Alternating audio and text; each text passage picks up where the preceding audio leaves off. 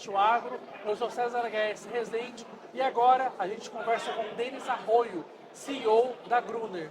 Denis, tudo bem com você? Tudo bem, obrigado pelo convite. Imagina, a gente que agradece a sua disponibilidade. Denis, a primeira pergunta que eu te faço é a seguinte: qual é o papel da Gruner no processo de descarbonização no Brasil?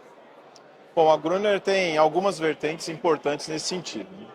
Acho que a primeira, claríssima dela, é que o Gruner substitui a operação trator-transbordo. Um dos grandes benefícios que tem nisso é que o consumo de diesel, hoje, de combustível fóssil, cai a 50% do que é o normal. Então, essa é a primeira fase nossa de descarbonização.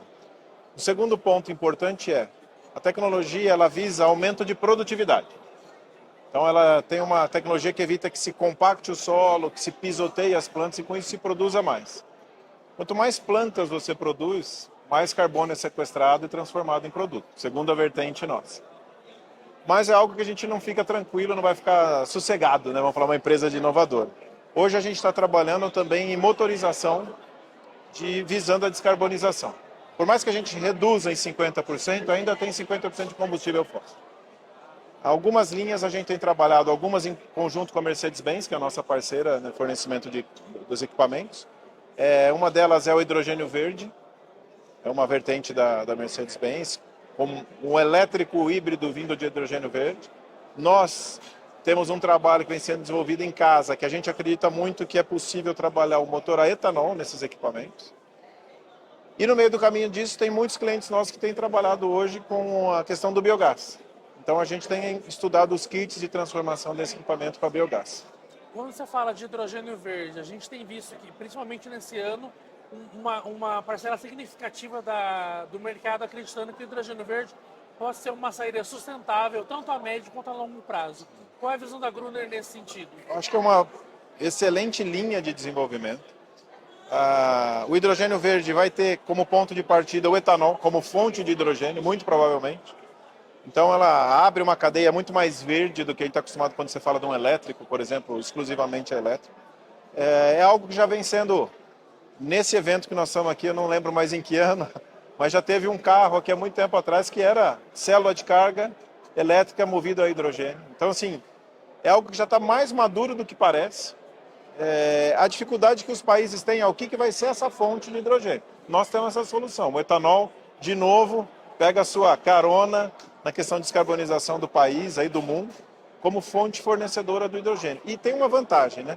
Em relação ao gás, por exemplo, a usina gera o gás, a gente tem motores para consumir o gás. O problema é esse transporte até o campo. Quando você trabalha com combustível líquido, que vai substituir o diesel, que é líquido, é muito mais fácil a cadeia logística de operação pós de abastecimento, você tem muito mais facilidade. Então a gente acredita que ou o motor a etanol ou a hidrogênio verde vindo do etanol é um caminho que vai ser mais rápido e mais sustentável. Um desafio que a gente tem, principalmente nessa questão do hidrogênio verde, é a questão regulatória. Sim. Eu conversei mais cedo com o Geraldo Alckmin e ele disse que que ele acredita que o governo não aprove ainda esse ano a questão do marco regulatório para as energias renováveis. Como você vê essa questão? Eu acho que é um desafio realmente. A gente sabe que mexe com gente muito grande sempre que se entra nesse sentido. A vantagem que tem hoje é que você tem uma população consciente e demandando por isso, coisa que no passado era mais difícil. A gente discutia muito que a consciência ambiental terminava no preço do barril do petróleo, né? Abaixava, ninguém mais tinha consciência ambiental, todo mundo queria consumir petróleo. Hoje você não percebe isso, né? Eu estou vindo recentemente de viagem fora e a questão carbono se fala em qualquer lugar. Você conversa de carbono num restaurante que está mostrando, né, o jeito que ele está fazendo para reduzir sua produção de alimentos de maneira sustentável. O Brasil olha para isso às vezes como se isso é uma barreira para nós. Não é. Eu enxergo que é uma oportunidade para a gente. Então, politicamente, ouvi de um vice-presidente, né, o presidente da Câmara que estava aqui hoje também, que é um incentivador. Você tem o Arnaldo Jardim, quer dizer, tem um time muito estruturado que entende, né? Não é que é o nosso time, mas eles entendem do que nós estamos falando e defendem isso nessa linha. Então, eu acho que assim, uma aprovação desse tipo, o Brasil vai dar um salto e acelerar ainda mais rápido na questão de renováveis. Como a Smart Machine que vocês estão desenvolvendo agora entra nesse processo? Pode contribuir para esse processo? Na verdade, eu acho assim, nada é mais sustentável, setor de cana, por exemplo, do que você produzir 1 tonelada a mais de cana no mesmo hectare. Ou seja, mais com menos sempre.